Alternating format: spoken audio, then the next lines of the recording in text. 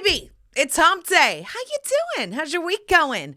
Oh, I am not wearing annoying earrings for once. Can you believe it? Because you have to hear this. This week, I got pounded by my husband. Let's get into it. Hello, world. Come inside the Dear Juju podcast. Oh, do I have a story for you that's just going to put the hump in hump day. Now, my husband's Australian, okay? And I don't know if you've ever dealt with an Australian or with a Brit. The way that they flirt with you is to what they call take the piss. Think about, remember that boy in elementary school that used to pull your hair because they couldn't really communicate that they liked you, and so they would just pull your hair. And it means that they like you, right? It's this weird fucked up thing that they do. To us, it's fucked up. To them, it's hilarious. If they love you, they will tease you because it's their way of flirting and getting something going. Whatever.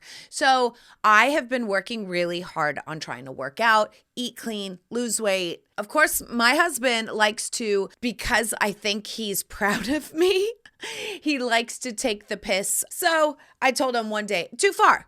You went too far.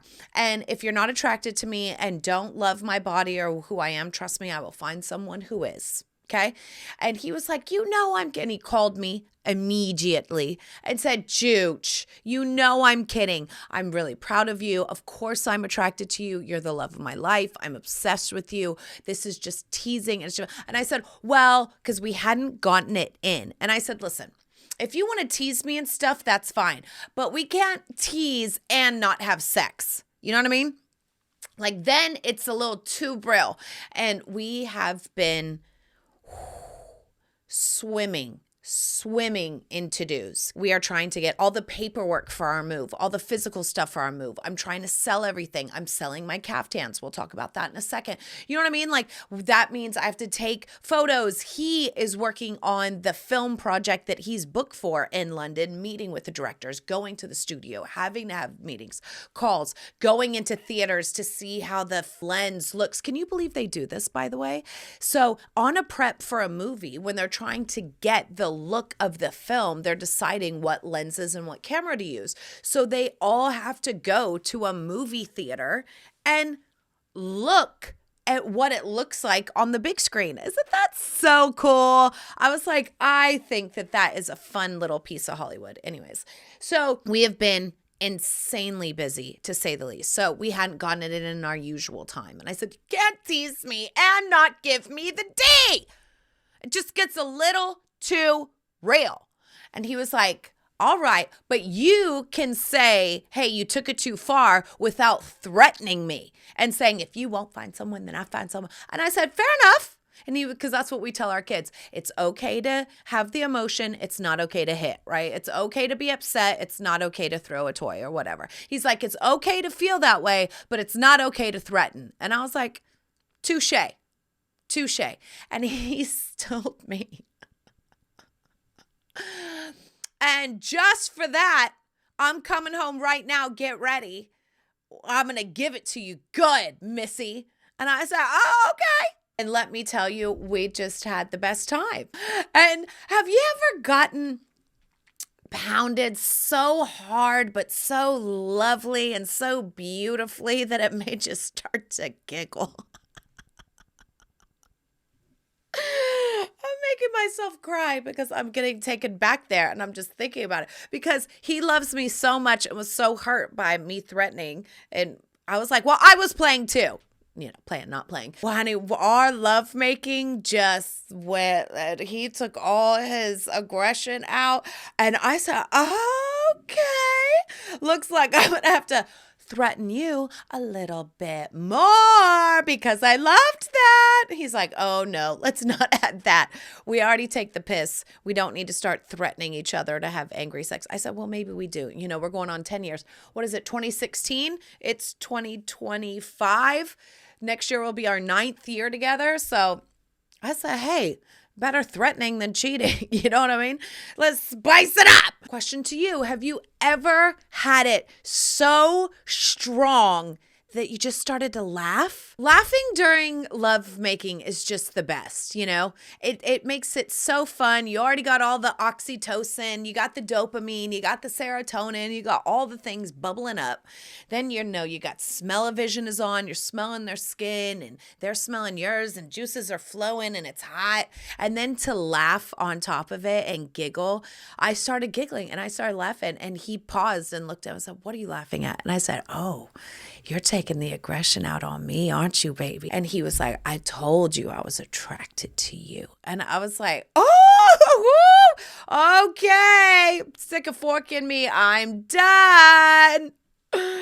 Oh, and my favorite part about our lovemaking, if we're going to go all the way into TMI today, I guess this is what it is afterwards. Afterwards, doesn't matter what we do or where we go when we're finished, we hug each other, even in all the messiness, and we just kiss each other and we smell each other and we breathe and we tell each other that we love each other. And it's, oh my God, it's like dopamine next level stratosphere. It's beautiful. Next time after your lovemaking, take a few minutes and hug, actually, and be the change you want to see, hug a little longer, kiss a little longer, nibble on the ear, tell them that you love them, breathe, giggle, do all the things that come to you. Okay? When it comes to you, do you. I just had to share that story. And you know who listens to this podcast? My mother and my mother-in-law. Hi, Sandy. Hi, Helen. Did you like that? Helen's my mother-in-law. Yes, Helen, your son pounded me so much I had to giggle. Oh, Helen didn't know what came into her family when I did, okay? All right, moving on. Speaking of hard, I adulted so hard this week. And let me tell you, when you work out hard, when you adult hard, it does feel, when you hit it hard, it does feel really good. So my husband did a commercial for New York Life and he started going, "What the hell do you guys do?" And they're like, "Oh, we do life insurance. We protect you in old age. We do this, but we do investments, portfolio, financial advisor, fiduciary." Now, I don't know about you. I did not come from a home where people talked about money, educated about money, spoke openly about. Only time that money got spoken about was when it was threatening. Like, do you know how much I pay for your dance costumes? Do you know how much this dance cost me? Also, I only knew about money when my dad left, and there was a point where we had to clip coupons for a little bit. And I remember being like, you're cutting out a piece of paper for 50 cents? What is happening? Are we poor? And we weren't. We were middle class, but she was, when you go from two incomes to one income, there's kind of a shift there that happens. So that's the extent. Getting threatened and clipping coupons is the extent of my financial knowledge, okay? So my husband comes from a family where they talk about finances more, a little bit more open. He's really good with finances. And so he said, "Let's go speak to this New York Life person. We have a financial planner and we got life insurance." And it feels so good. Now, I'm no Susie Orman, but if no one's ever spoken to you about this, and if you have kids and if you are married, listen up, okay? There's term, which is very, very simple, kind of like he said, like renting a house where you pay the bill and it covers you. So if anything were to happen, you were to get X amount, let's say $10,000 a month would come to you no matter what, right? That's like term life insurance for 15 years or 20 years or whatever you want. But then there's something called whole life where you keep the policy until you die for the remainder of your life, basically. And they take the money and they invest it in the stock market. And then there's a situation where it's like owning a home. You can pull from it like equity. Okay? And you can say, "Hey, we have this much available to us in our whole life fund." Now, because one's owning a home and one's renting a home, renting is cheaper than owning. So we kind of did a little mix of about 25 over here and 75 over here because our kids are young and we want to make sure that we have that. But once we got off that phone call and got fucking life insurance, what? And it's an investment into a portfolio because it's tax-free within that bracket of whatever you make on the stock market. And then you can pull out of it equity. And if you do pass, that amount goes on to your children. Like all these things, it felt so responsible We're adulting so hard. We're taking care of things. We're setting up things. We're setting up our financial goals. We're setting up our buckets. How much when we save is going to go into each bucket. And it just feels great. I feel like, women don't talk about money enough, for sure. Right? Like everything that trends still is just a little misogynistic. Like there's a trend that's online that's like doing a dance so that my husband will buy me Botox. And it's just like, does my husband pay for my Botox? Yes, because he's the breadwinner right now. Currently, it's going to change. Everything in life changes. So yeah, he pays for my Botox now, but I also give him free babysitting. So what, you know what I mean? So hello. So I feel like it's something, if you're in your 40s, 50s, never too late, look into having life insurance. And this is not sponsored, but New York Life is amazing. And they can set you up when you're going into an old age home. Let's say you have $1 million in the bank. Sometimes some old age homes will see that $1 million and then charge you accordingly and like drain you dry. And it's a way that they can protect your nest eggs and things like that from people like that. Or people save for retirement in these programs, IRA, 401k, SEP, Roth, who knows, right? Like all these programs. I'm learning. I'm like getting out a pen and paper. I get on my glasses and I'm like, what is an IRA Roth? What is a SEP IRA? What is this? What is this? What is whole? And you know what? Because I don't know anything, I'm not afraid to look stupid. I never fake the funk. I straight up told this financial advisor, okay, so this is getting a little confusing with this life insurance. One's term, one's whole life. I understand they're different. I need you to explain it to me like I'm in 3rd grade. And he was like, oh, absolutely. And I said, no.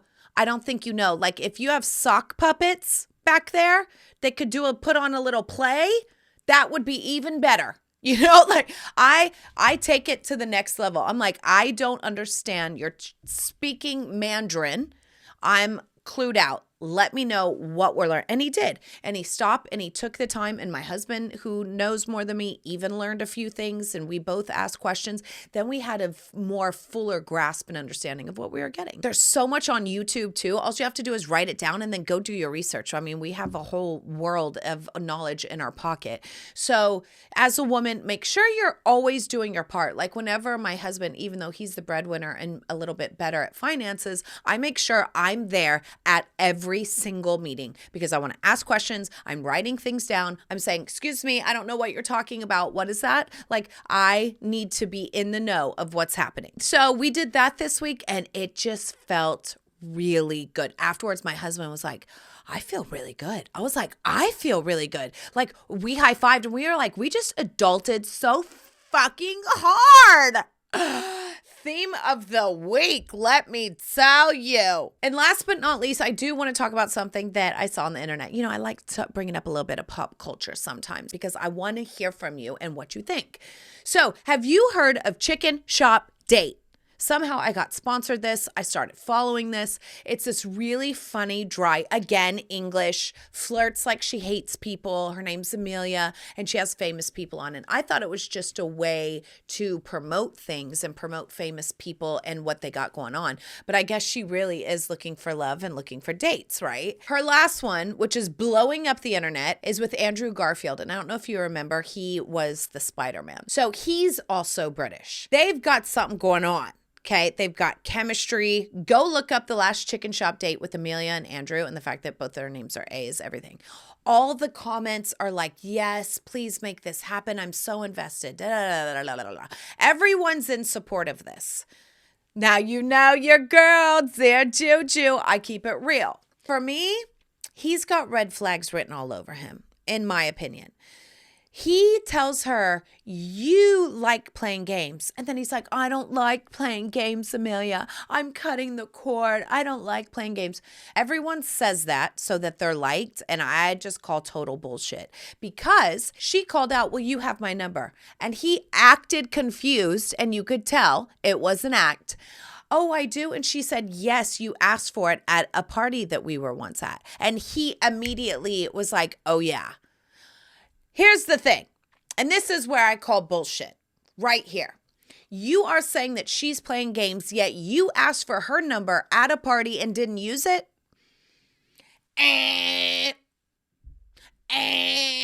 Now, I don't care what generation you're in. Boomer, Z, X, Y, LMNOP. If you are at a party and you are feeling someone, doesn't matter, and this crosses everything, all sex, all orientation, all sexual preferences, okay? We're at a party, you're feeling someone, then you strike up conversation and the vibes. You can feel them, you can smell them, you got a tingling in your crotch, okay? You know when it's happening. And they ask for your number. You walk away from that party being like, oh, they got my number. And then you're in anticipation that they're gonna use it. And when they don't, that is game playing completely. And so he was projecting, saying, I don't like games. Yet he asked for her number and didn't use it. That is the biggest game of all. So I call bullshit. And as a 41-year-old who's married, let me tell you how it worked and went down in my situation. My husband and I were feeling each other, He left on a plane to go home that night. He asked for my number. And I said, yes, here's my number. Then I told him, I'm going out tonight, so I'm not going to be available. He did not give a shit that I was going out or not available. I decided not to go out and just stay home and watch a movie. This mofo, not texted, not called, he FaceTimed me. When I tell you that phone was like a hot potato, I was like, what is he doing? Oh my God, what's happening? What's happening? Like, I thought, because we're so conditioned by these fuck boys who pretend to be good guys and they're really fucking not, is ask for numbers and then not use it and then be in this whole mix of he felt something, I felt something. He was bold enough to ask for my number. Now all the power's in his court, leaving me hanging, leaving me waiting. Now he's on my show saying that I'm the one playing games. My husband asked for that number. He knew I was going out. He didn't give a shit. He still FaceTimed. When I turned on the FaceTime, he was like, how come you're not out? I said, you FaceTimed me even though I told you I was going out? And he said, yeah, I just wanted to see your face again. I just wanted to hear your voice. And I just wanted to say hi and tell you that I landed okay. And I was like, soaking, sopping wet. That is a man who knows what he wants, goes after what he wants, and doesn't play games. That right there. That's how you do it. So go on, watch this chicken shop date. It's actually really fun because there is something there. But him, I was like, I don't know. And then he talks about like having an Oscar and would they find him hotter? And I was just like, they got chemistry. They just need to do it and move on. But he is not the one. Amelia, listen to your auntie Juju. I know you just turned 30. I'm 41. Girl, he playing games. You guys got a lot of chemistry, but he's giving me no backbone, okay? He's not putting his money where his mouth is. And trust me, you want someone to put their money where their mouth is, okay? Because then maybe you could be like me in 9 years and be married, happily married with kids and be giggling because he's pounding you so hard. Listen, there's been a lot of steps in between that. I'm just saying, though, this is a red flag. And you guys feel me? Am I right? Go check it out and see what you think. All right, now with all that, let's get into some domestic goddessness, shall we? Cooking. You guys, I made a cauliflower potato soup that was absolutely out of this world, and I'm going to tell you how to do it. Roast. The roasting creates such a depth of flavor where on the stovetop you just can't get. So I roasted in a big sheet pan, onion, garlic, 2 heads of cauliflower, and I wish I would have done one more. I wish I would have done 3 heads of cauliflower. About 6 little Yukon Gold or baby Dutch potatoes and half of a big sweet potato. And while roasting veggies in the oven, on my pot, I put a box of chicken broth and a box of veggie broth. I heated it up to almost a boil, and then I turned it down and slow cooked the chicken thighs in that broth to give the broth extra like depth of flavor. Then I pulled the chicken out and let it rest. Then I put the veggies in the broth to kind of let them moisten and soften up a bit. Then I scooped out the veggies, put them in a blender, a little bit of broth, blitzed it up, put it back in the broth, cut up the chicken, put it in there, put in some corn. It was divine. It was cauliflowery, yummy. And I feel like you could take that and do it with your favorite veggies. You could do it with pumpkin. You could do it with squash. You could do it with anything and basically make like a roasted veggie soup that is so lovely. Now, let me tell you the best part about it was the toppings. Okay. I drizzled it with olive oil, cracked pepper, salty Parmesan, and some thyme. But my neighbor said, you know, it'd be good on that is crispy bacon bits. And I was like, yes, crispy bacon bits. 'Tis the season, and make you a cauliflower, potato, and most importantly, a can of organic coconut milk. Now, I do also have another secret ingredient, which is a little scoop of bouillon, better than bouillon. This makes it all so flavorful, so yummy. The coconut milk has good fats. It makes it creamy. You guys, cauliflower, coconut, potato soup, chicken in there for protein. Do it. It was yummy. And I was Stregonona. Strega frickin' Juju strikes again. Cocktails. Now, if you love cocktails like I do, I subscribe to a magazine called Imbibe here in America. IMBIBE. And I guess it means to drink. And what they do is they find the best mixologists all around the country in hotels and restaurants. And they basically go in, they interview them, they say, what did you create? What did you make for the season? What's going on? And then they report back. It's one of my favorite things that I get in the mail because I look and I'm inspired, and every once in a while I'll make one that sounds really good. And there was one that I made this weekend that was so divine, perfectly like fall, tasted like a caramel salted apple without all of the sugar. And let me tell you what's in it. It's called a brown derby. It's 1.5 ounces of apple brandy. There you go, right there. Brandy, apple, like could anything be more fall? 3/4 ounce fresh grapefruit juice. Now this adds a little zest, it adds a little zing, and it pairs really well with the brandy. 1/2 ounce of honey syrup. So honey syrup is basically 1-to-1. You can even do like 1 tablespoon to 1 tablespoon of water and mix it. That's how you get honey syrup. You don't have to make a big batch. Now this part's really interesting because they do a salt rinse in the coupe. And that is what I think made it be like a salted caramel kind of vibe. A salt rinse is 1 tablespoon to 4 tablespoons of water. And this is why I do it on a Saturday, because usually it's going to take some time. I call over my neighbors. I'm like, guys, I'm trying a new cocktail for the podcast. Come on over. And we all try it together. We talk about it and it's really fun. But what you do is you basically make your salt solution. You pour it in all of the coupes. You rinse it by giving a little thing, and then you pour out the excess. It's pretty wild. Then you put everything else into the cocktail shaker and then pour it. So you can top it with the smoked or baked apple to make it feel really cozy. Because I like cocktails that feel of the season, but sometimes on the internet, it just is too much. Like, no, we're not adding cans of pumpkin into our cocktails. No. So this is a cocktail that still stays true to being a cocktail without all of the live, laugh, love kind of stuff. You know what I'm talking about. You know what I'm saying. Decor. Benjamin Moore has come out with their 2025 color. It is called Cinnamon Slate. I don't know why they called it that, because it is purple. It is a stone purple. Cinnamon is a bit off in the naming process, but it is a beautiful purple color. And you're just like, purple? I would never do purple. Look at this. It's really elegant. I would never do this color either. I just lean so heavily on blues, greens on my walls. I really like blues and greens on my walls. I don't really go for the red, purple kind of tones for some reason. So look up Cinnamon Slate, Benjamin Moore's 2025 color of the year. Do you like it? If you like it, where would you put it? It would be cute in a bathroom with really fun wallpaper. That would be really beautiful. But a kitchen, I don't know if I want to see purple in my kitchen every single time. You know what I mean? But supposedly there's a Real Housewife that did it. So check it out. Let me know what you think. All right, now it's time to get into some Q&A with some TNA.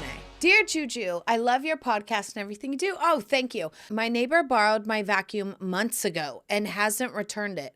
How do I ask for it back without sounding petty? Petty? Hold on. Your neighbor borrowed it and you've let it go for months? You haven't vacuumed your house in months. Let me tell you what's petty. What's petty is you being so caught up in your own feelings and how you're going to look rather than just walking over and saying, hey, I'm going to vacuum today. Can I have my vacuum cleaner? That is way too self-focused, okay? Get over yourself. Get your ass out of the door, walk next door, knock on the door, or when you know that they're home, walk over there and say, oh my God, I haven't vacuumed in forever. I completely forgot that it was over here. Can I have my vacuum? And get your vacuum. Oh my God, I can't with that one. That is not petty. Just because you ask for your things back doesn't mean you suck. Get it? Suck. Vacuum. Dear Juju, my best friend got engaged and I am super thrilled for her. The bridesmaid dresses though, girl. The ones she picked out are hideous. Should I risk saying a wardrobe change even though it's surrounding her big day? Ooh, this one's a little sticky. It is her big day. It's her wedding. She clearly picked them out, so she likes them. So if you want to be her bridesmaid, you have to support the husband, the marriage, and the dresses. This is what it is. It's not about you, darling. I mean, if you feel like you have to let her know, say these aren't my style, but I'm here to support you. You could say that if she asks what you think, but clearly she likes them. You're just going to have to shut up with this one. I don't think it's really your place on her wedding day to say that you don't like the bridesmaid's dress. But you know what? You're also asking the wrong person because the people that were at my wedding were my husband and I.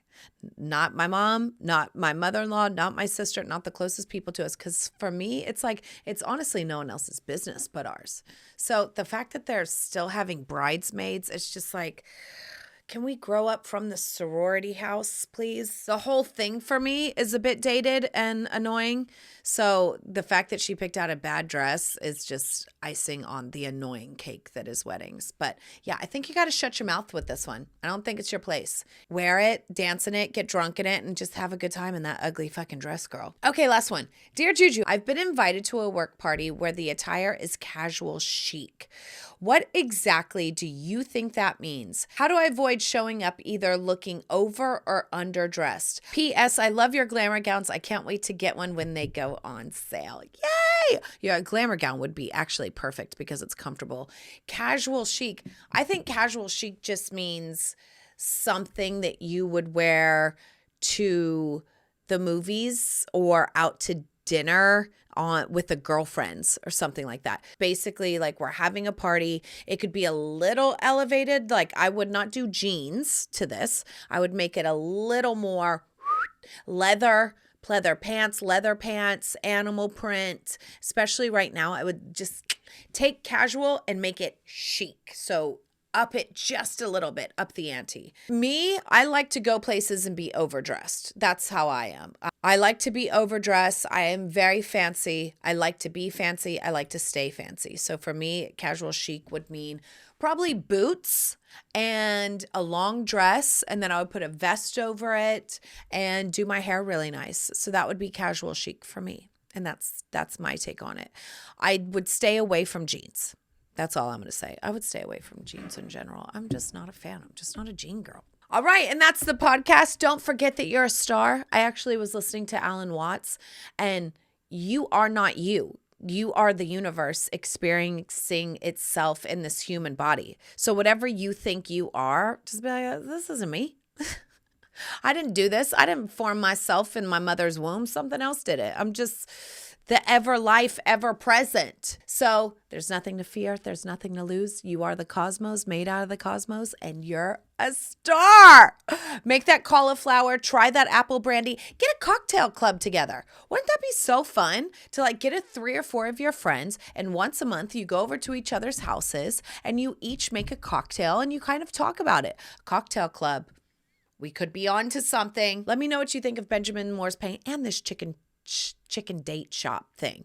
I'm like, I call the red flag. If someone asks for my number, I expect them to use it. I'll see you next week. Oh my God, I got 6 more weeks left in Los Angeles. Holy guacamole. I'll see you next time. Mwah!